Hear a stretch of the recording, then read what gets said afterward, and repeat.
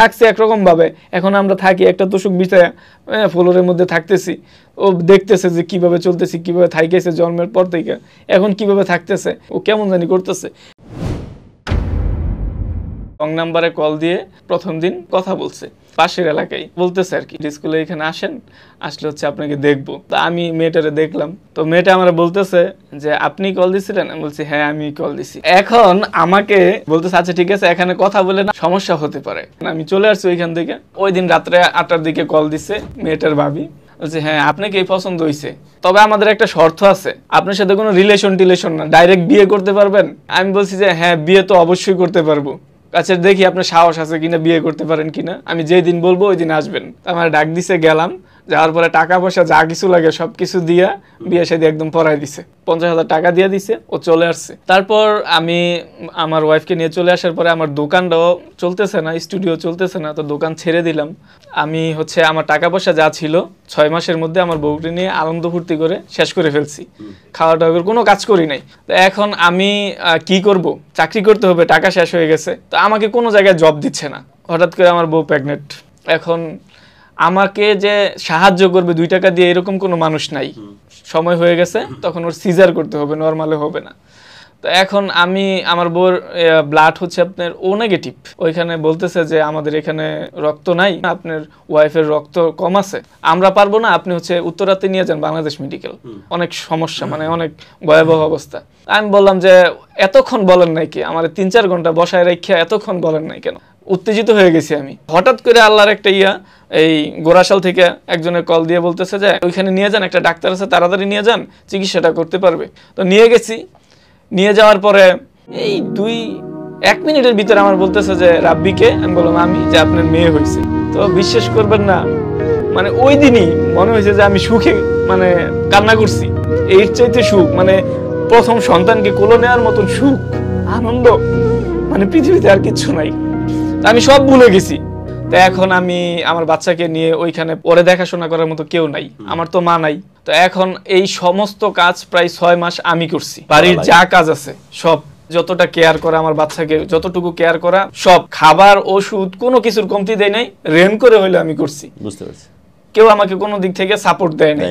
আমি চলে গেলাম একদম চট্টগ্রামে। তো আমি একটা সাহস করে ম্যাচ দিয়ে দিছি একটা। তো বিজনেস শুরু করার সাথে সাথেই আমি আমার ওয়াইফকে আর আমার বাচ্চাকে নিয়ে গেছিলাম, হ্যাঁ চিটাং নিয়ে গেছিলাম।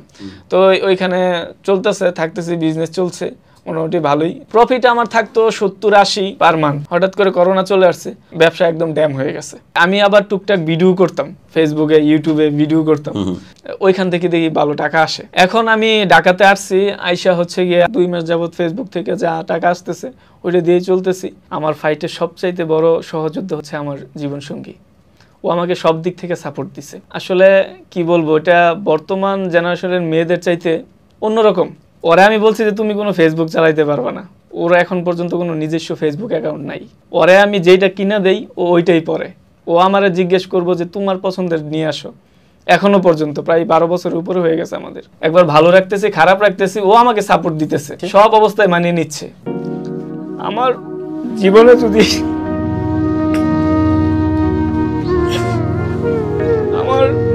জীবনে যদি কোনো ভালোবাসার মানুষ থেকে থাকে, সাপোর্ট দেওয়ার মানুষ থেকে থাকে, আমার খারাপ সময় ভালো সময় শুধু আমার ওয়াইফ এই ছোট মানুষের মতো আগলে রাখতেছে। এখনো পর্যন্ত ওর কোনো ব্যক্তিগতভাবে কোনো চাহিদা নাই।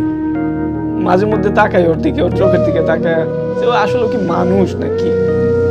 আমি আমার ভুলের জন্য আমার সন্তান, আমার ওয়াইফ দিনের পর দিন, বছরের পর বছর এখান থেকে ওইখানে, এখান থেকে ওইখানে, অথচ ওরা আমার কোনো রিয়াকশন নেই ওদের মধ্যে। ওরা আমার আরো সাপোর্ট দিচ্ছে। আমার ওয়াইফ ও 8 বছর যাবত নিজের বাড়িতে যাইতে পারতেছে না। কি বলবো ওর কথা, আমি আর ওর কথা বলে শেষ করা যাবে না। এখন সর্বশেষ আমি আমার ওয়াইফকে এটাই বলতে চাই যে আমি তোমার কতটা ভালোবাসা দিতে পারছি জানি না, তুমি আমার অনেক ভালোবাসো এটা আমি জানি। আর এভাবেই তুমি যতদিন পর্যন্ত আমি থাকবো, আমার পাশে যদি থাকো, যত বাধা আসুক না কেন, একবার থেমে গিয়ে উঠে যাই, উঠে গিয়ে থেমে যাই।